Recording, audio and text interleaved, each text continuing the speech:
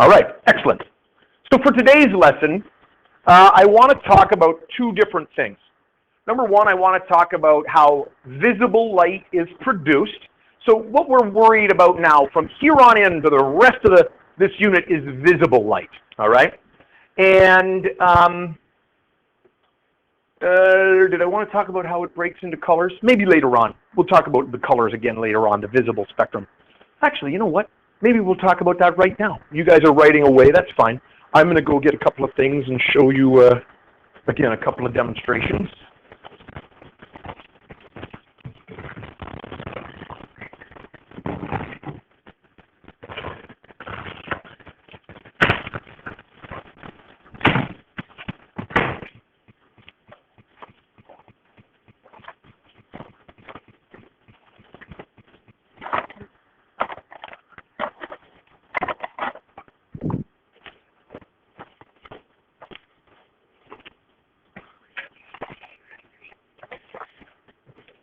Okay, so you guys are writing that note there, but I'm going to ask you to just stop for a moment, and I just want to show you a couple of things here. I am actually going to change the slide to a nice bright white slide, something like that. All right, before we get going on sources of light, I just want to touch on one more thing, and that is the visible spectrum, all right? We talked about it when we went through the electromagnetic spectrum yesterday. It's that part in the middle. It's a tiny little sliver, but that's the part of the spectrum that we can see.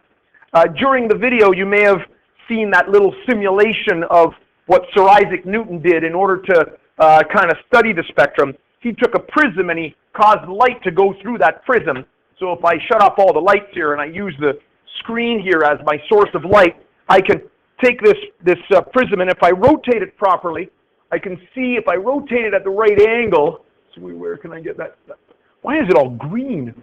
It's no fun. Oh, there we go. Right there. See over my shoulder there? See the rainbow? Not the green one. That's a reflection of the surface. This one over here. I gotta hold it right in point. See? See it? See the color of the rainbow? What are you looking at, Jocelyn? You're looking at right here. See? Or is there another one over my shoulder? Oh, okay. I thought you were looking out the window or something. Okay, so with that prism, we can break white light into its spectrum, all right? And the reason, oh, I lost it. There it is. The reason we can do that is because each color has a slightly different speed of light, and we'll talk about how that can change as it enters a piece of transparent medium. We're going to talk about that later on. Remember, I said one of the important things we're going to learn is what happens when light goes through something. So that's one way in which we can generate the colors of the rainbow. Another way in which we can generate the colors of the rainbow is through something called a diffraction grating. Now, this is a diffraction grating, and a diffraction grating is simply like a piece of plastic or glass that has tiny little thin lines in them. And when the light goes through them, the light wants to spread out as they encounter the lines, and then when they overlap with each other, we get something called a diffraction pattern. If you take grade 12 physics with Mr. Petrus, you'll learn all about diffraction.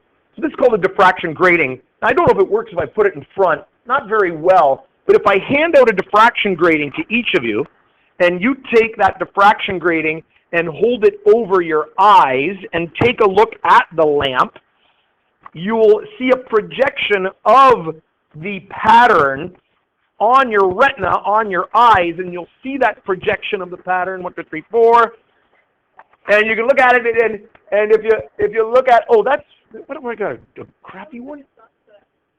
Yeah, that's not very good. Let's look over, oh, better, look over there at the cracks of the windows. Look at the cracks of the windows. Yeah, that's right. I got to say cracks in the windows. That's always fun to say that.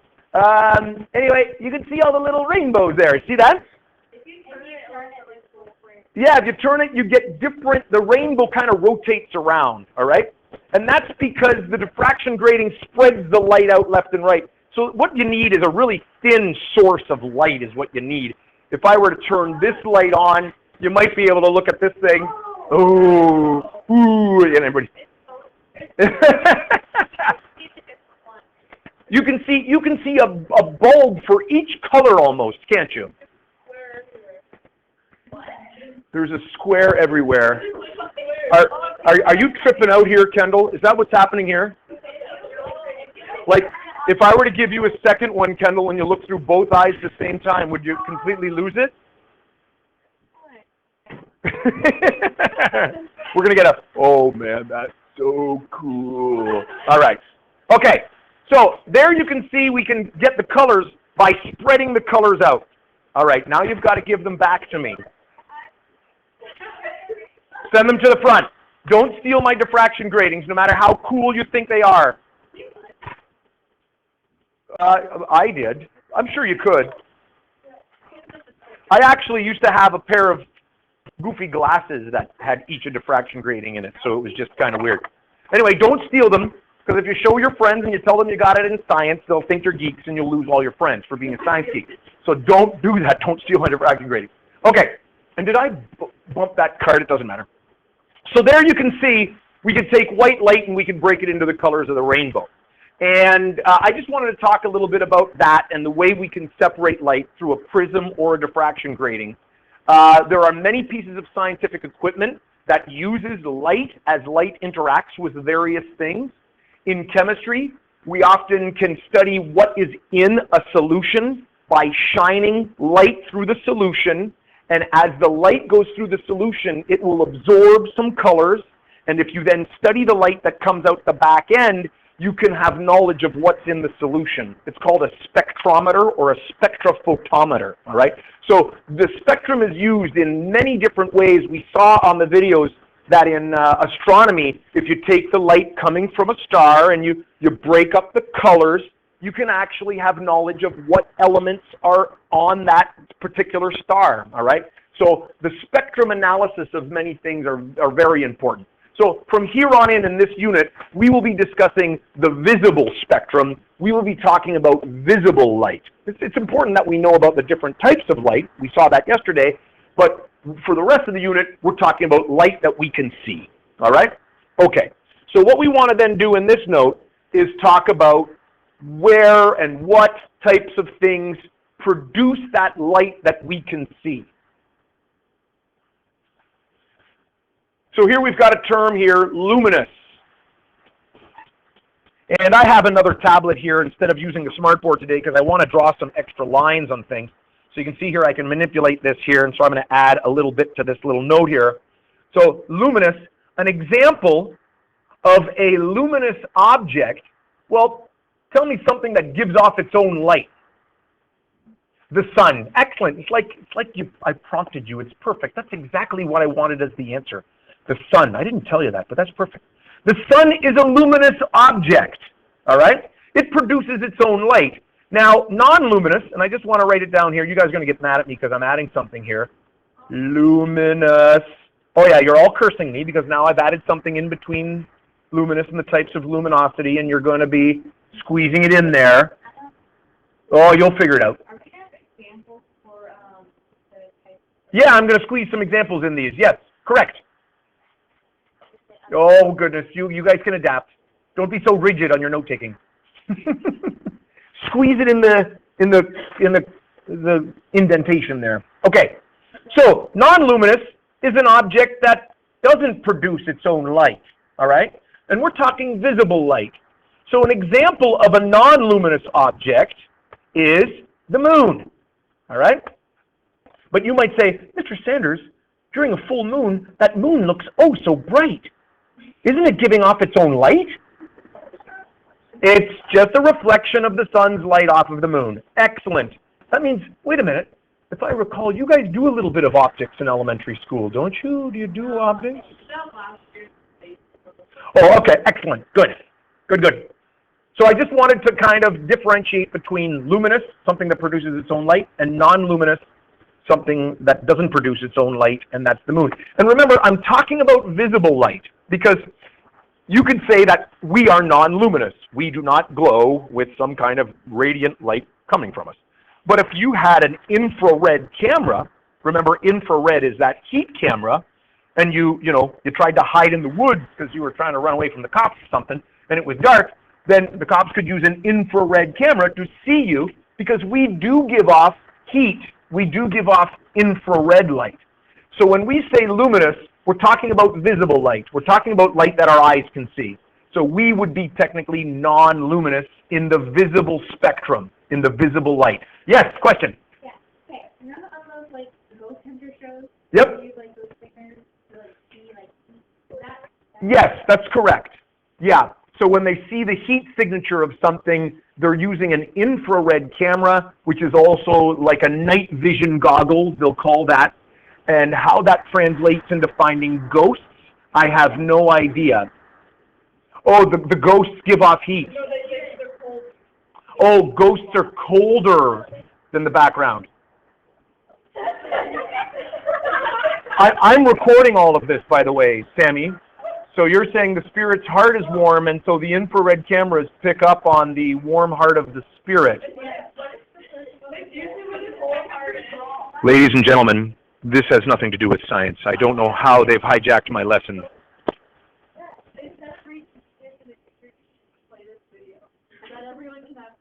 This is crazy.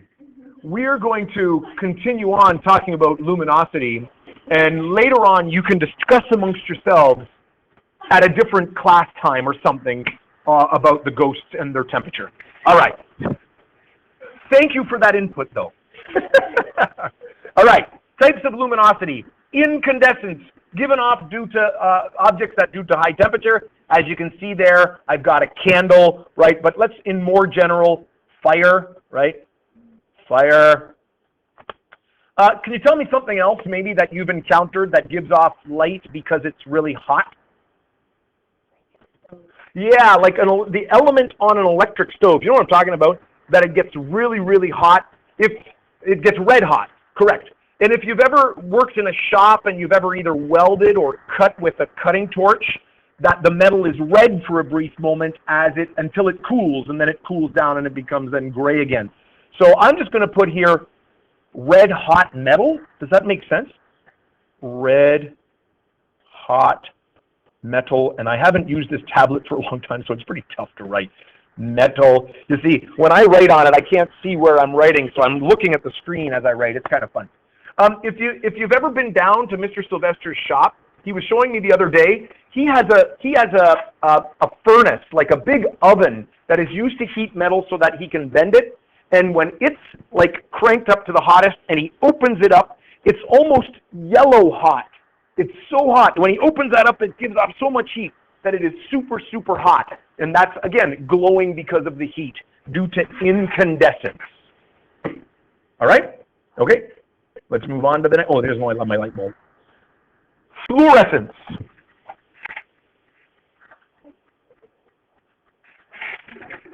Yeah, fluorescent light bulbs. That's correct.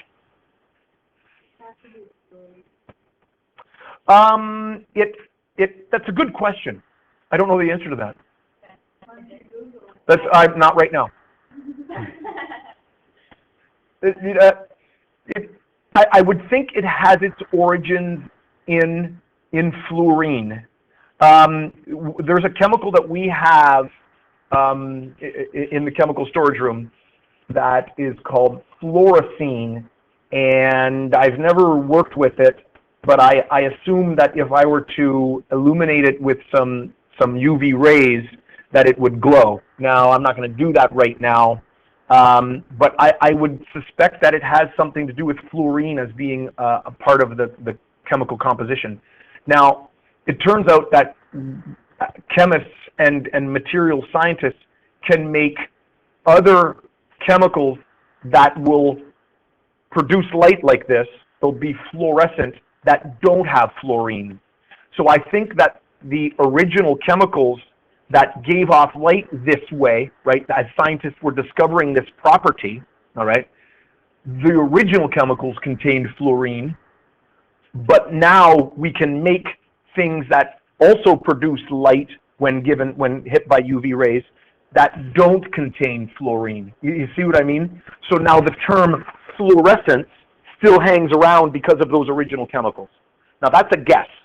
That's an educated guess based on what I know about chemicals and why they would name it that way. So that's why I think it's called that. So originally it would have, okay? So let me give you an example of what contains these particular chemicals. Well, number one, fluorescent lamps. Here I've got fluorescent lamps over my overhead here. How many people have had the opportunity to break one of these? Have you ever seen one of those broken? No? Yes? No? Yes? Yeah? Sammy? It's a little violent, right? You wanted to break something?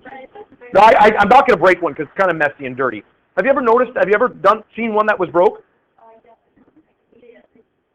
It was afterwards, that's fine. Do you notice what's on the inside of them? It's not gooey stuff, nope. Nope. Any ideas? There's a white powder on the inside of these things. The inside surface of the glass has a white powder on it, all right? And it's the white powder that glows and gives off the light.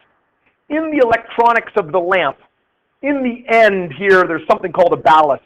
And that ballast produces ultraviolet light, the light that we can't see that could give us a sunburn, right? Now, it's low energy ultraviolet light, so we're not going to get a sunburn from this. But that light, that ultraviolet light that travels through the tube, hits the fluorescent chemical, which causes the electrons to jump, medium electron jumps, and that then gives off light that we can see. Let me show you some examples of it. Here I've got a fluorescent tube, and unfortunately the tube is malfunctioning a little bit. It should be a lot brighter than this. This is what we call a black light. Have you ever encountered a black light? Yeah, and you know, so you can get a black light for your bedroom, and if your friends come, you turn on the black light, and all the things that are light glow, right? Now this one is not functioning properly. It should be a lot brighter. But you can see here that that white label has something in it that is fluorescent. And because there's not a lot of light on there, you can't see my hand because my hand isn't fluorescent, but the white label is fluorescent because when light hits it, it glows brighter. Here I've got some rocks that are fluorescent, and again, the lamp is malfunctioning. It usually gets a lot brighter. When I was running it and trying it earlier on, it was brighter, but it's not a big deal. You can see there the rocks are glowing a little bit. You see that? I got to bring it really close. But you can see there a little glow on there. Even the writing you can see glows a little bit. Can you see that? How the writing gets a little bright? And that's because they're made of fluorescent material. I have here a powder that's fluorescent. So if I had a piece of paper here, right, and I took some of this powder, you know, and I put it on a piece of paper, right, and actually what they'll do is they'll cover money in this fluorescent powder, and they'll leave it in a special spot so that if a bank robber comes along, they make sure they give them the money that has the fluorescent powder on it, and then, I don't know, can you see where I put my finger on the paper? Can you see that? Again, it's not very bright, I apologize. Usually it's brighter, but now on my hands, too, where I put that, and can you see it on there? I got to bring it really close. There's fluorescent powder. I even wiped some on my shirt here. Right, can you see it on my shirt?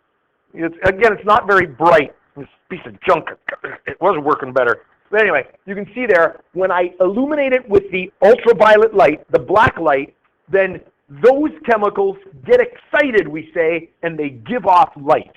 All right? And that's what fluorescence is. But notice, as soon as I take that energy source away, where did it go? There it is. See there? As soon as I take the light away, the UV light, it doesn't give off light anymore, right? Now that's the difference between fluorescence and something that glows in the dark. Something that glows in the dark is a little different.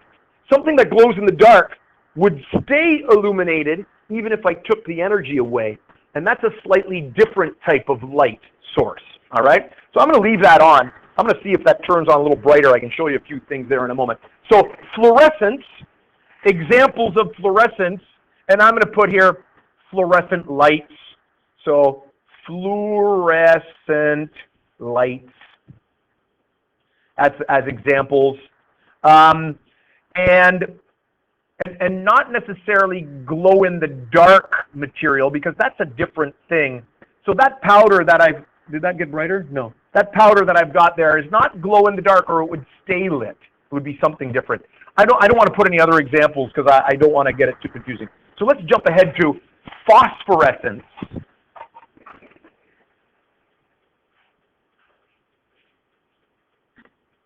What's that?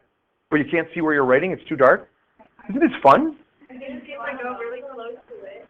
Oh, man. It's kind of fun teaching completely in the dark, isn't it?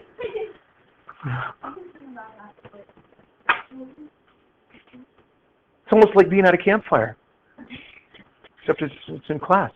But campfires are light. They're incandescent. Well, there you go. My slide is giving off a little bit of light. Just enough.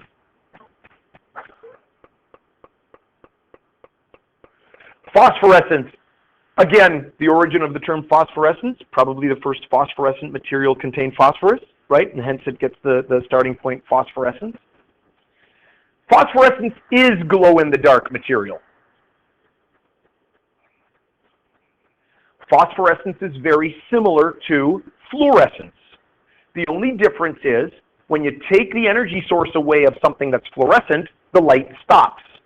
When you take the energy source away from something that's phosphorescent, it continues to give off some light for a short period of time. It has everything to do with the electron jumps. The electron jumps are the same size. They're medium electron jumps. But in the phosphorescent material, something holds the electrons up at the top of the jump for an extended period of time, and then it jumps back down, which then gives off the light. So it's able to store some of that energy in the electron jumps, all right? I'll teach you more about these electron jumps next year in the grade 11 chemistry. But it has the ability to store it.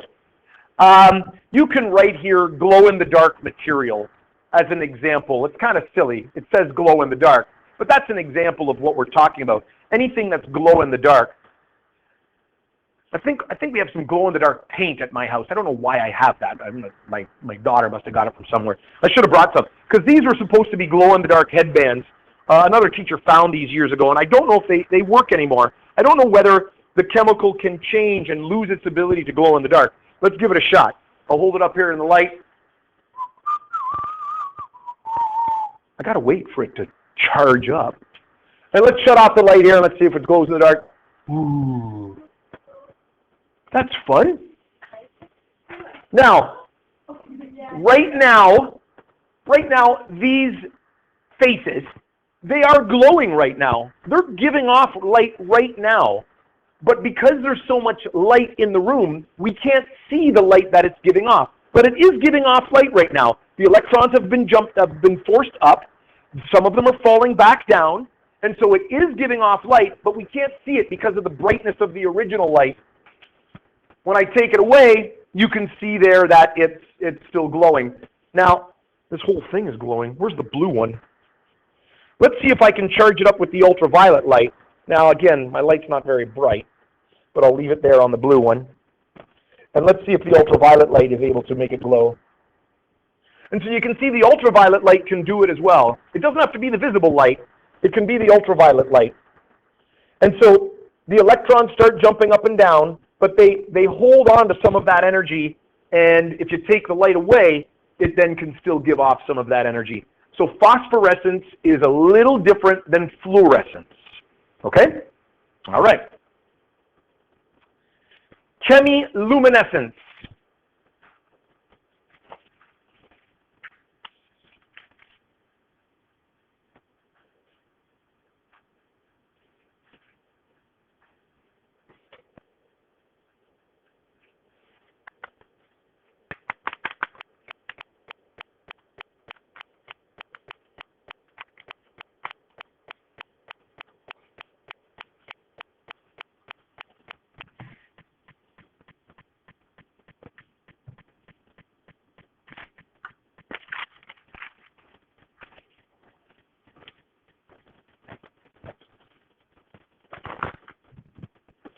Chemiluminescence, chemical reactions that give off light.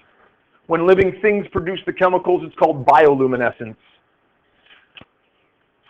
During my prep period, I attempted to make a solution that is called luminol. When you mix the two solutions together, it's supposed to give off light. I was unsuccessful at putting that particular two solutions together. If it does work later on, I'll show you tomorrow. I do have a tiny little package of glow sticks.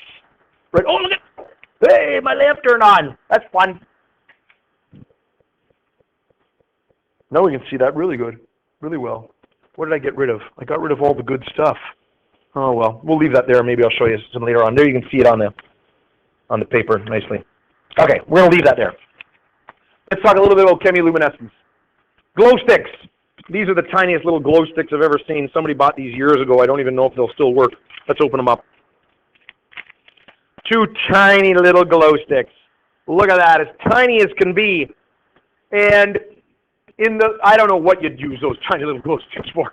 In the past, I've actually cut them apart and separated out the liquids, right? Because there's two liquids in there. One of them is in the plastic, and the other one is in a little piece of glass. And when you bend it, you break the glass and you allow the two solutions to mix. And when you allow the two solutions to mix, it undergoes a chemical reaction. Now, instead of giving off heat, what this chemical reaction does is it causes some of the atoms in the chemicals, it causes their electrons to jump up, a medium jump. And then when they fall back down, they give off light. So let's see if we can get these old glow sticks to glow. Oh yeah, awesome. Doesn't take long. You can see there it's glowing quite nicely. So that's just a chemical reaction, and that will just kind of run its course. And as the reaction ends, the light will be given off once all the reactants are gone. If you want to keep your glow stick a little bit longer, right, if you go to that party and you get that little thing you put on your head or your neck or whatever you do, what do? How do you keep this lasting a little longer? Yep. You put it in the freezer. Now, it doesn't reverse it. It doesn't charge it because this chemical reaction is still going on. But what do you think putting it in the freezer does? It slows down the chemical reaction, right? Because temperature can affect a chemical reaction. So it simply slows it down, which means it doesn't give off as much light in the freezer. You might try to look in there with the light off, see if it's glowing. It would be glowing a very little bit, but as you warmed it up to room temperature, the reaction would start a little faster. Not that it would start, but it would happen faster, and you'd get a little more light, all right? So when you put it in the freezer, you're not actually reversing it. You're just slowing it down a little bit. If you've ever seen fireflies, then the fireflies are producing the chemicals, and they produce the two chemicals. I don't know, I'm not a biologist. Somewhere in their abdomen, they're producing a couple of chemicals. They shoot these chemicals into their butt area. I don't even know what you'd call it. And in the end, when those chemicals react, they glow for a brief moment. Then when the reactants are gone, they stop. And if they inject more chemical into there, then they will produce more light. All right. And that's called bioluminescence. There's all kinds of examples of bioluminescence that exist in nature. Various fish produce chemicals that give off light. All right? So there's all kinds of different examples of that stuff. Okay. Now on to another source of light, and that is called triboluminescence. How can I help you? Yeah, sure. Yep. Oh, and I've forgotten, I've got to give out your progress reports. I'll do that at the end of class. Since we're getting some people to come back. Excuse me, Mr. Sanders? Yep. Yes. Can I make your attendance in the office, please? Yep.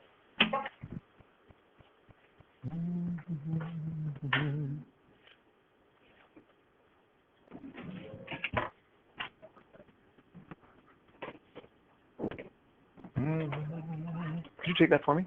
Thanks. Triboluminescence. Triboluminescence is kind of an odd little way in which light can be produced. It's a very, very low amount of light. It's not even useful in that we can take triboluminescence and produce enough light in order to read, or to light our way. When certain crystals are scratched, crushed, or rubbed, light can be produced. I will put an example for this, and I've got one right here.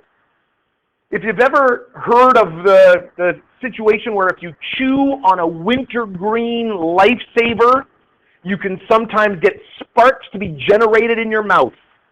I've tried it a million times. I've had entire classes try it. Never once have I seen it, but under the rare occasion when the crystals that are in the wintergreen mint break or rub together or kind of slide past each other, you can get a tiny little bit of light produced. No, I'm not supplying you all with mints. Can you have this one? No, you can't. But if you have certain crystals rubbed together, you can get light produced. It's not useful. It's a tiny, tiny little bit of light, but it is a source of visible light. Yes, Shane? No, you just missed glow sticks. Glow sticks are chemiluminescence, and we just put one away. Oh, actually, let's go back. Put their glow sticks, right? Put their light glow sticks. All right? So put here, glow sticks. Glow sticks. All right? Even though the term glow is not a good term because it's not glowing in the dark like before or like the other ones. Okay. Electric discharge.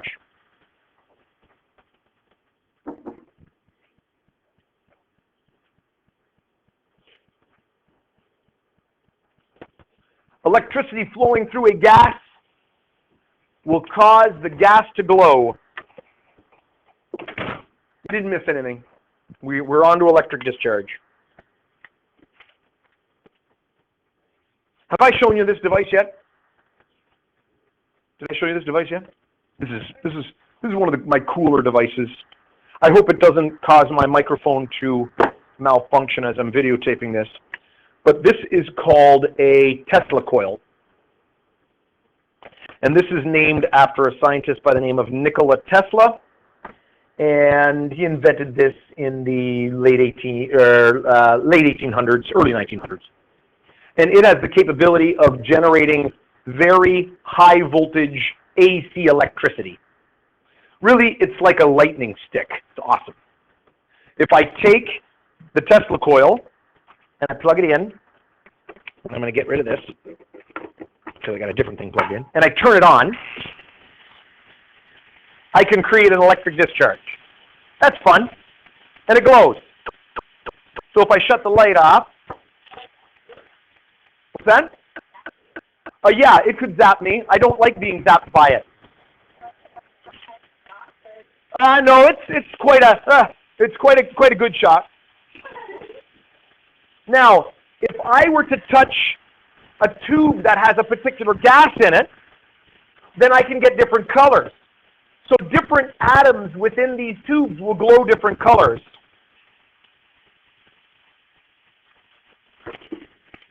Neon lights, which have different colors. Actually, neon just produces a particular color. This particular rod right here is filled with neon.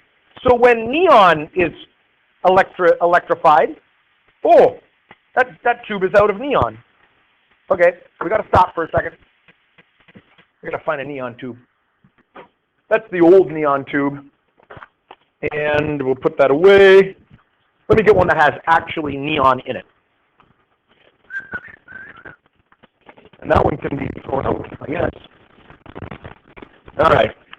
Here I've got a newer version of the neon tubes.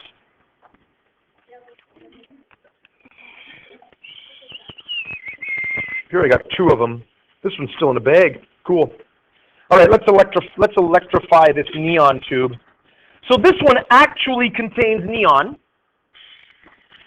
That's fun. Oh, I got to turn the lights off. So that one actually contains neon. And as the electric discharge goes through the tube, it excites the atoms, the electrons jump, and they give off a particular color. Depending on what color you want the tube to be, you simply put different gases in them, all right? Different mixtures of gases give different colors. So you can put here as an example, neon signs, all right? Neon signs. And I guess since I'm making a movie, I'll do the two. They do the same. Neon signs, all right? Neon signs. Actually, you can get this thing to glow. You don't need such a high-tech device. If I rub this with plastic like an ebonite rod, I can separate the charges, and as I bring the charges back together, can you see it glowing a little bit there as I rub it? Can you see it? See it rubbing? See that glowing a little bit? See it? So what I'm doing there is I'm causing some static electricity. This is like the cheap, low-tech way of making the same sparks inside that tube. I'm just not using a big fancy device. I'm just using plastic to generate some static electricity. All right? Another thing that is kind of neat, if I take the discharge tube and I touch this light bulb. Oh, get back out here. There you can see some different types of, what that is in there is called plasma. Again, it's a spark that's in there. And you may have seen those lamps, you know, those funny lamps with the funny discharges in them. This is the same thing. Now, I can draw the electricity to my hand, but it zaps me, and I don't like being zapped. Ah! Ah! Ah!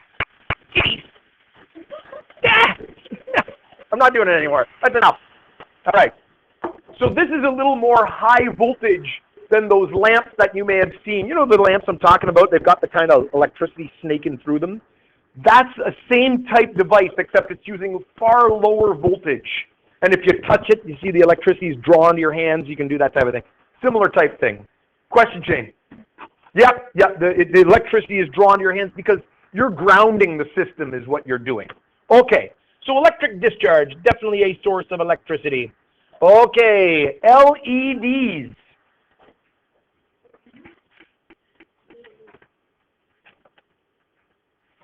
Now again, I'm making a video for those who are, just got here. I'm not sure how my electronic device reacts to me grabbing a hold of high voltage electricity. So maybe when I put this up on YouTube, we might find that the audio cuts out at this point because my device might have said, too much electricity, I can't handle it.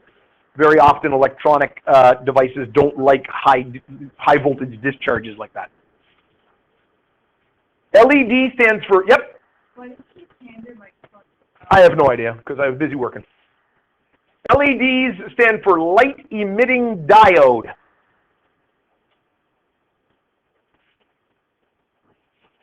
A diode is an electronic device made of silicone, not silicone, that's different. That's what you put around your windows if it's breezy. Made of silicone, and when you electrify them, and you don't need to give them a lot of electricity, they will glow with a particular color, all right? Now, you've seen many different colored LEDs, but, probably 10 years ago, the only ones that were really available were yellow ones and green ones. It turns out that they were the easiest ones to make. They were kind of the first colors that just kind of came when they started to discover they could make light this way.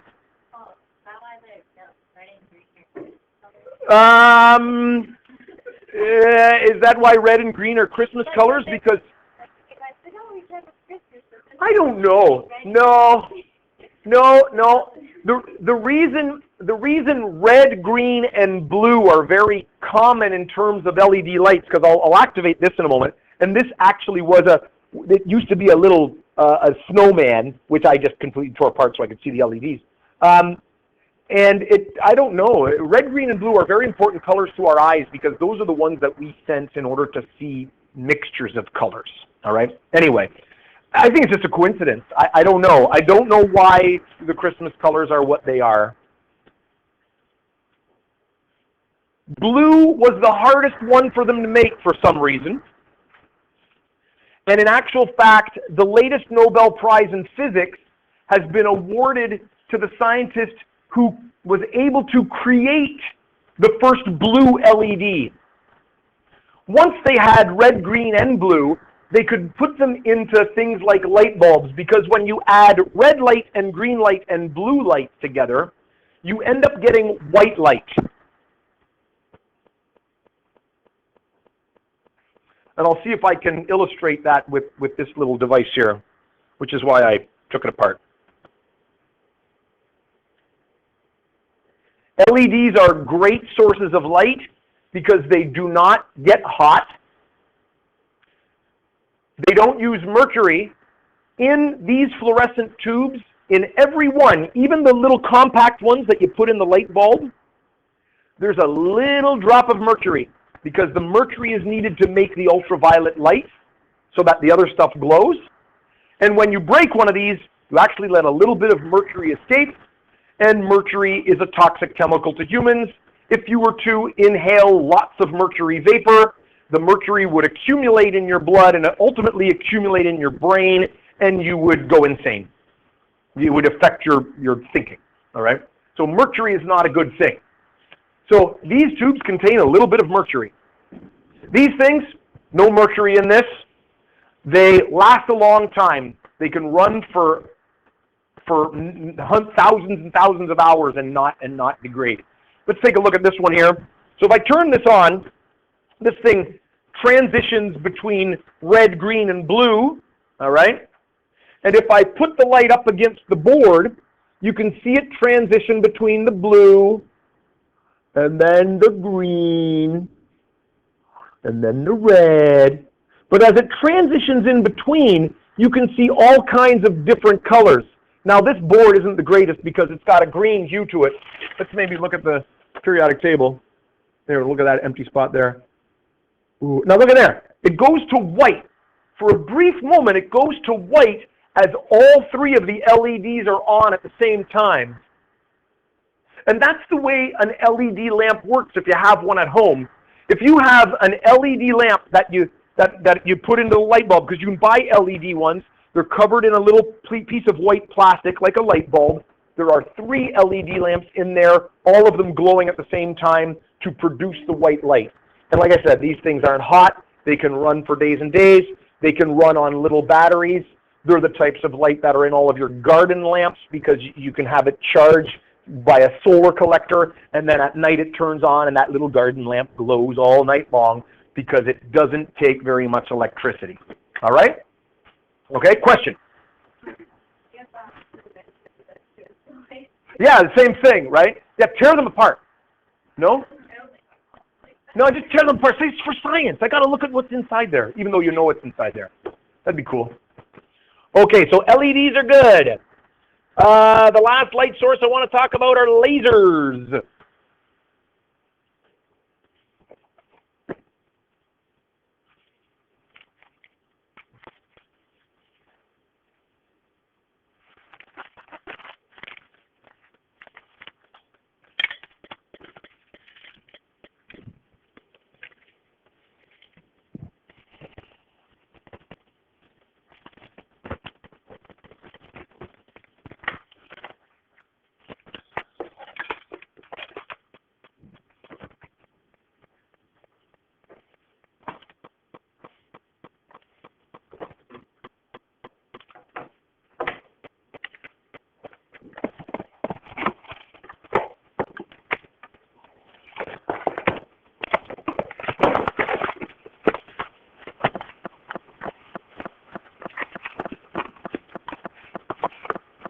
Now, as I'm thinking about it, if you check online, I plan on doing a lab tomorrow. Now, it's out of the book, but I might not get to it. This unit, I find there's so many things I can talk about and that you can ask me questions about.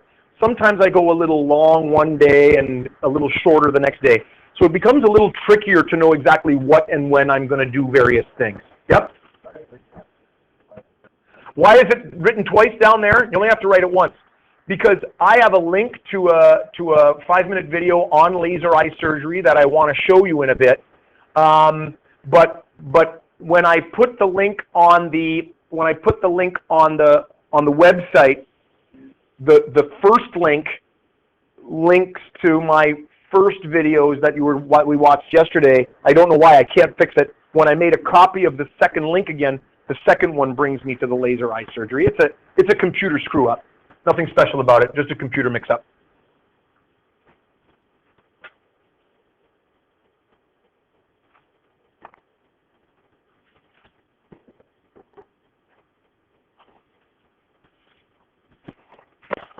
So yeah, you only have to write down laser eye surgery once. The laser is one of those inventions that is proving to be immensely useful. The laser was first invented in the late 1950s, early 1960s. And the first laser was actually called a maser, which I think sounds great.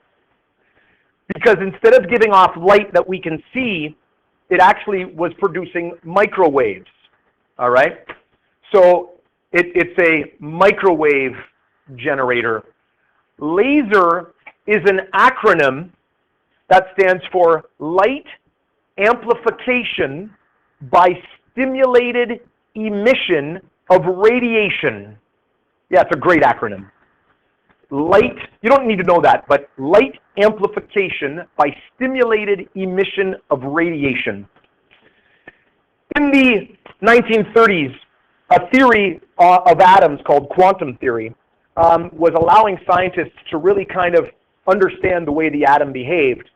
And actually, Albert Einstein, dealing with quantum theory, predicted that you could take atoms and you could give them a little nudge and they'd give off light right when you gave them a little push. In other words, you had to stimulate them. So inside here, there is a tube that contains a mixture of gases, helium and neon. This is a helium-neon laser. Surrounding the tube is a lamp, very much like a fluorescent lamp. And when you turn on the fluorescent lamp, it stimulates all of the atoms in the gases for their electrons to jump up. And then they all fall down at the same time. And it gives off a great burst of radiation or a burst of light. The first ones that were invented gave off microwaves. And then they rebuilt them and they could make lasers that gave off visible light. So if I turn off the light here, make it nice and dark, and I turn this laser on, and we can't see anything because there's a little window in the way. And we're not seeing anything because I need to turn the electricity on here. And it's still not on. Who knows what's happening? And nothing. And this is great. I love science. What's happening? No, it's not. That's the thing that turns it on. So it's on there. I don't want to... Oh, there we go. I don't want to point in my eyeball, or that would be really bad. So, lasers are very intense. You'll notice they're different than all of the other sources of light that I've shown you today. Look at the glow stick. I don't have to do anything special to the glow stick. You can see the glow stick. But notice the laser. You actually can hardly see the light coming out of the laser. You can only see the light when it strikes something, like the wall, all right? So this is a very intense source of light that keeps its beam very tight, and you can't see the light given off. I suppose I could look down the barrel of the laser to see it, but that would be very dangerous. It's a very focused, high-energy form of light, and so if I were to stare down the laser, I would actually burn the back of my retina. I'd end up damaging my sight, so I'm not going to look down the barrel of this thing. It's not a smart thing to do. But it stays so tight together that even if I shine it all the way across the room, you'll notice it's hardly spread out at all. Now, this is not a very expensive laser. Obviously, we have it here in a high school. But the more technologically advanced the laser is, the tighter the beam can be. They use lasers to determine distances of things like the moon. The last astronauts that landed on the moon put a mirror on the moon that pointed in the direction of the Earth, and they used that mirror to send a laser pulse to the moon, have it bounce off the mirror, have the laser light come back, and by measuring how long it takes for the light to get to the moon and back, they can determine how far away the moon is, all right? And when it hits the moon, it's the very expensive laser that they use has spread out maybe to about 1 meter in diameter. So going all the way to the moon, that beam has spread out to about 1 meter. This one wouldn't be able to hold the tightness to the moon, and it's probably not powerful enough to get through the atmosphere. As it encounters the atmosphere, it would bounce off of particles in the atmosphere, and it would lose its ability to get there. Uses of lasers. When they were first invented, some scientists joked that they'd really just invented a high-tech pin that could be used to maybe, like, you know, pop a balloon by the intense heat of certain powerful lasers. But we now have all kinds of different things that we can make lasers do. Blu-rays and DVD players are all based on lasers bouncing off of the DVD. Laser levels.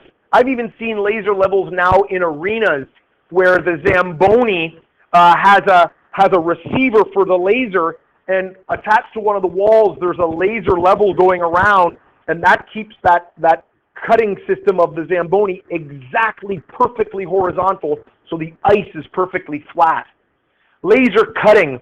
You can get lasers to cut steel. You can get lasers to cut skin and flesh, and it's very, very precise. It's even more precise than a scalpel.